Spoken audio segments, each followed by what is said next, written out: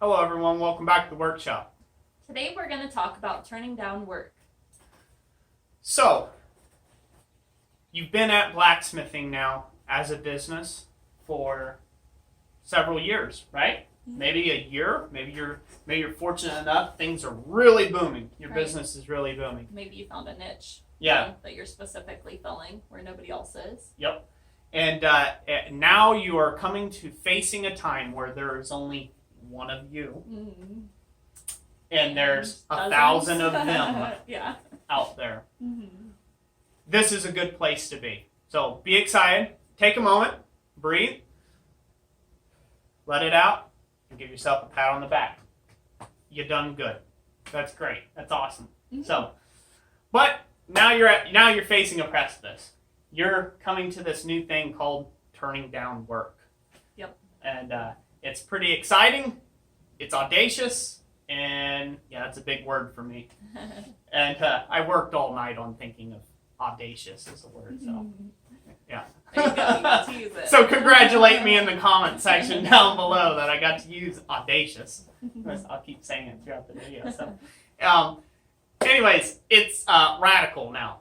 Yeah, you have to think about like, what does that even mean? You know, I have to turn down somebody. How are you going to manage your workload, basically?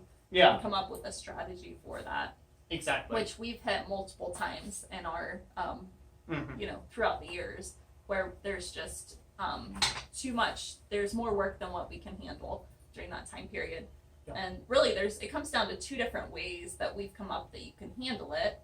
Yep. So what the one way to take and handle it, and this is probably the least favorable of the two, you have to extend out all your deadlines on all your orders. So that's where you hear people where I'm backlogged or I'm back ordered on something, I'm back ordered this many months. And what that is that's telling your customer that I won't even start projecting a completion date from the date that I tell you. So that means, if you're backlogged 2 months, that means in 2 months starts your 2-week or your 3-week turnaround time. Our current turnaround time right now is 4 to 6 weeks, backlogged 2 months, essentially. So we kind of break our stuff up too by 2 different sections. We have quick turnaround orders, which is stuff we get normally get out within 2 to 3 weeks, and then we have like our long-term custom orders, which I think right now we're only scheduling 2 custom orders a month. So we're filled out for a couple of months on the big custom orders. Yeah, exactly. And so that's a way of still taking on the work and providing yourself work into the future. And maybe that's a smart route to go, considering, you may be slammed during Christmas, but then come January 1st and like always right around tax time is a horrible time for anybody's business. Look at McDonald's. They report record losses during that time. Or look at any big corporation, its losses during that time because it's horrible. Or around a presidential election or I don't know, hiring the next Roman emperor or whatever we've got around here. We won't get into that. But that time, that uncertainty, political uncertainty, that can have a buying opinion effect and things like that. So extending those deadlines out could give you a coverage of work even into your dry periods and make it a little less hot, cold.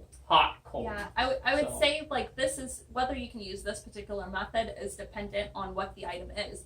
So say you're trying to sell a particular item and market it for as a Christmas gift. If somebody's coming in at the beginning of December and they want to buy it from you, but you're not going to get it out till mid-January, not going to work. Yeah, that's not going to work in that case. If it's gift oriented for a specific season. Yeah, or if it's like an anniversary gift. Usually people want it right on that time frame or around that point. And so those can take priority at some points in times. Right, which brings us to our second point of how you can help manage your workload. Yep. Which is essentially you have got to get paid for your time and your efforts and for the time you're taking away from your family. So if you're working time and a half in the shop, you're going to have to get paid time and a half in the shop. If you're working double time or triple time or you're working 7 days a week, you need to be getting paid for working 7 days a week. Ultimately, the customer, they're just excited about the item, but they don't really see anything in the rest of your business. As far as they're concerned, they're your only customer. So they don't understand that you may have 50 orders sitting on you. They just know that they're going to hand you a substantial amount of their money for your time. And so when it comes to that, you have to start charging more. That's a second point. So which you'll definitely see that as your skills increase too. Yeah. You'll start seeing more orders flood in, even if you're charging the same amount for an item, and you'll realize that it's time to raise your prices a bit. I'll give you a short story on this. So I had a guy come up. He didn't come up to me. He had saw me at I think it was a craft venue, or it was like a street fair that I was demonstrating at. And he was interested in getting like brackets made, like shop brackets and shelf brackets and some different hooks and things as a commercial interest. So he was wanting to take and remarket these with his own work and go forward with this venture and, be able to make some money and turn around stuff. And so at the time, I wasn't particularly skilled. I was still in the hook. I was still just doing hooks, and I was doing, small little things and just really, just handfuls of stuff. I wasn't doing anything big. I wasn't doing anything to my degree now, my skill level now. And so therefore, I think I forget what I quoted him, but it was going to be several hundred, like 300 or 400 of these items. And I think I gave him a quote for about $200 or something. Well, it was more than that. I think it was, it might have worked out. It worked out to like $2 or $3 an item is what it worked out to. I think is what it was. It was going to be several $100s. I forget what it was. I want to say it was nearly $600. I think that was the quote. It was going to be about $600. The guy said, "Well, I'll have to think about it. I got to get the orders in, this and that, what have you." He called me up 2 years later. Yeah, 2 years later, and said he was finally ready to go ahead with his order. And now I'm selling my work. So at that point in time, I was under $25, like per item, in my work for the most part. If I got $50 to $100 for something, I was doing great, baby. And then, now where my work's at, I can, my low end is at $100 an item in my shop. That's the level I'm working at right now.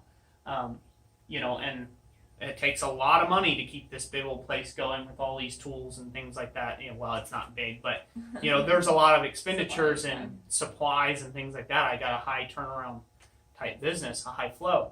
Well, he come back to me and he wanted a quote, and I told him, I said, I don't do hooks anymore, and I'm not really interested. And he said, "Well, why don't you just give me a quote anyhow, what it would be?" And I said, "Well, my prices have went up. And, give you a backdrop, I used to charge $25 an hour shop rate. That's everything. I mean, I'm taking everything out of that. I'm taking, materials, coal, propane, any grinding and sanding equipment, things like that. So I was making like $4.50 an hour, maybe $5 an hour. I don't know. I wasn't making a lot of money at all.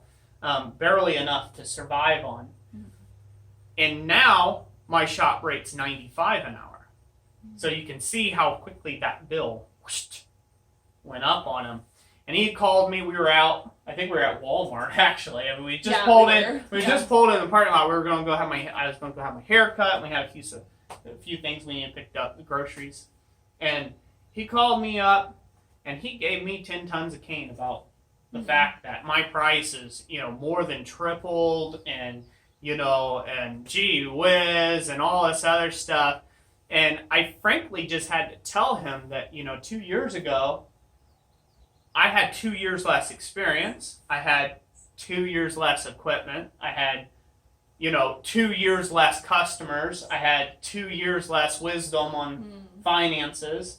2 years ago, I was working for $5 an hour, bring home with a family. Very little tooling. With very little tooling and the very minimum. And I had to explain this to this guy, and actually I kind of browbeat him with it. But, and I kind of feel bad, but not really. But, I could have chose some other words, but I took and told him, I said, well, you know what, instead of us ending in a bad way, I said, I do have a Facebook group. I think I'll just go ahead and, there's some guys there that are just starting off, and they might be at your level or at your price point. And I had to take and turn him down and for his work. And you say, well, it would have been $500-600. Well, it would have meant I would have had to step away from $2,000 or $3,000 worth of work for $500 or $600 bucks. And it's common sense math. No one's going to do that. Not really. So that's what we're talking about here. At some point, you're going to have to find a way of pricing your work more.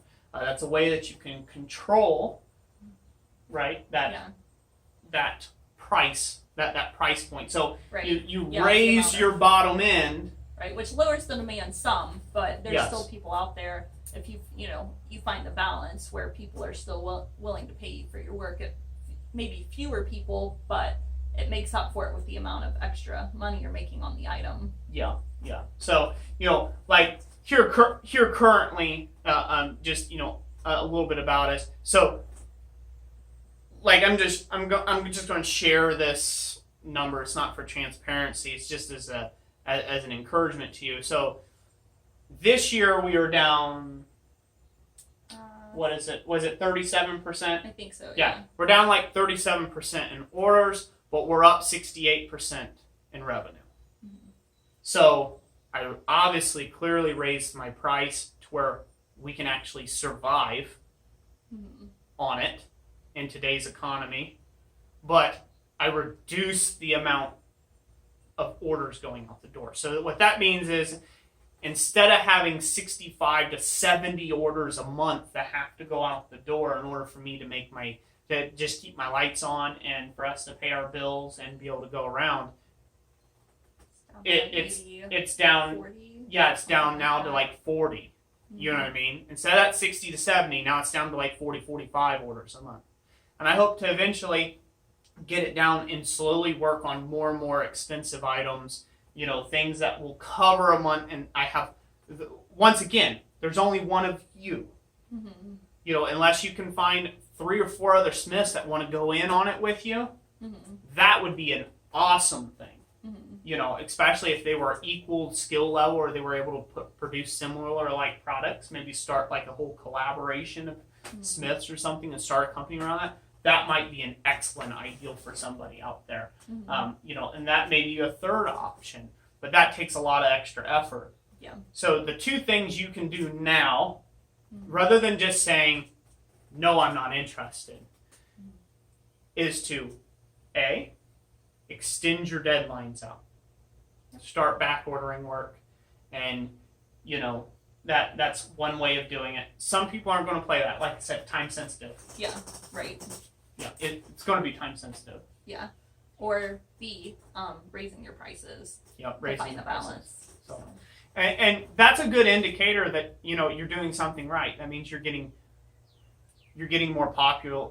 Your work's being more celebrated by your customers. People are seeing the value in what you're doing, and you are worth more. Just like as if you worked at a company for 40 years, you should, in 40 years, unless you were a slacker for 40 years, you should be worth more than the guy that's coming in straight off the street. Like, period. You should. That's the way it should work. That's not the way it always works with a big company that you work for, this or that. But you are your own projector of your financial destiny. So you're your own boss. So you get to give yourself a pay raise or take a pay cut. Like, that's on you. There's no boss that you can say, oh, that guy, he's a horrible scumbag, up there and this and that, because you're just going to be like pointing that finger right back around at yourself. So if you don't like what you're getting paid, raise your prices. that's one of those sort of things. So those are two things about turning down work. I think the last thing I want to say is there will be jobs that you'll have to turn down just because you don't want them. You don't want them. The customer may be a headache. Yeah, which we've talked about in the unhappy customer Yep. video. Yep, the customer may be becoming a headache, may not be becoming as valuable to you, or your company, and you have to make hard choices sometimes. But more or less, I get offers all the time. No offense to any of you knife makers out there. I do not love the world of knife making. Nothing bores me more than making a blade. Nothing at all on the face of this earth, except for maybe watching paint peel. I just can't stand it. It's just me. Yeah, it's not your thing. It's not my thing, but I understand a lot of guys, man, they love that, and they love the interest of it, and I know a lot of knife makers, and they do beautiful work, and it's great. I would love to purchase their blades and have them on my hip, but I would never want to forge one. Just, don't. I actually got a running thing right now. There's a knife maker that I know through SOFA. His name's Joel Worley, and he runs Maplewood Forge. You can check him out online. Look up his blades. We might put a link to his thing in the description. He's not a YouTuber or anything, but he really makes some really gorgeous knives. And he's probably the best knife maker here in Ohio that I know of. But I'm always going back and forth, with him. He's always like, when are you going to make some knives? You're going to come to the dark side. And I'm always like, when are you going to start making some leaves? You're going to come to the dark side. And it's kind of a little fun thing that we do there. But I get people who offer all the time. Like, oh, can you make me a sword? I'll pay whatever it is. And I just tell them I'm not interested. And you're gonna upset some people. They think that what they're into should interest you, and you as a company, you should have to do it for them. And there's probably some of that world entitlement thing going on there, or something of that nature. But you're the owner of your own business. You don't have to do anything that you don't want to. And there's pleasant and nice ways to take and say that. And then some people don't take the hint. Yeah. Some people don't take the hint. And then usually in those cases, and for anybody who, I was posed this question, hopefully none of you, on the cross job was talking about, is any of my customers, my subscribers, or subscribe to my channel or watch my videos. And I'll just put it out there. I'm very open about my thought processes. To any customer that I don't want to deal with, I'll charge you triple. Yeah. I'll charge you triple. And that sounds like a bad way to do it. Some people just don't take the hint. I can very kindly decline, and people try to give you even more money to do something that ultimately you're not going to do a good job at, because you don't have the passion for it. You don't have the passion. You don't have the drive. You don't want to make knives. And they're like, well, I'll throw more money at you. And then I'm like, well, it's going to be $87,000. And I'm going to pay, ultimately, I'm going to tell you, if you're one of my customers and you're watching this, I'm going to pay a knife maker like $12,000 to make me that knife. And then I'm going to take all $65,000 and I'm going to laugh all the way to the money bank because I did not want to do your job. Like, that's just how it is. So, which, by the way, we haven't gone that way with any customers. No, so. Unfortunately, there's no takers at $87,000. And if you're watching out there, I'd do it in a heartbeat. So, that's quite serious. My life laughs at me. We're supposed to be a Christian company, and sometimes it seems like I have no ethics. But, I say a lot of stuff in jest. A lot of it I mean, truly, in my heart of hearts. You elaborate sometimes. Yeah, I'm just an honest person. But that is one thing. Some customers, they'll just keep hitting you. They'll just keep hitting you and plugging up your mind. And, you just don't want to do the work. And you have to find a way, or I'm out on that. And, we don't usually get that many of those type customers. Usually it comes down to we just say we're not interested, and people are okay with that, and they move on. There's a few crazy ones out there that you just kind of have to slap them with crazy, and they. Most of the time, your work leave you speaks alone, for yeah. itself. I mean, when you have a large body of work or a portfolio, they Mm-hmm. can see the type of work you do normally, and most of the people will ask you for something similar that's in your kind of your style or your range. So. Yeah, and so we actually had a subscriber ask this question about, is it like okay to like turn down work, or how do you do something if you're not interested in it, and it's simple. Just tell them you're not interested. Yeah, it's not a good fit for my company. Yeah, it's not a good fit for your company, and ultimately there's going to be there. If you're just starting out, you're going to feel very pressured to take on whatever job you can get. But if I could go back to our beginning, and I did a lot of jobs I never wanted to do, and I would never do again. You could sell me your firstborn child, and there's no way in heck I would do it. Not for a second would I do the work. And if I could go back, I would have been more productive. I would have been better off if I would have just turned them down and pursued other interests that I was passionate about and that I did feel opportunity in, and go that route. When you're first starting off, you feel like you need to take anything that comes through the door. Mm-hmm. And ultimately, if you're starting it as a side business, remember, you still have a day job. So it's okay to say no to work, even though your heart is wanting to build your business, wanting to grow, wanting to, have a nicer anvil, or have a better forge, or have a power hammer someday, or a better grinder, or more material. Sometimes you have to turn down work in order to be successful. Yeah. At something else. So. I agree. Yep. So, okay. Well, she's giving me the look called "Dry It Up, Roy." You stood on that soapbox long enough. So, anyways, that's it for today, ladies and gentlemen. If you all have made it to this point in the video, we thank you all for watching us chant and ramble and chatter on. That's right. How about you end it today? Okay, I'll There you end. go. So we hope you guys have a blessed day and enjoy this beautiful day.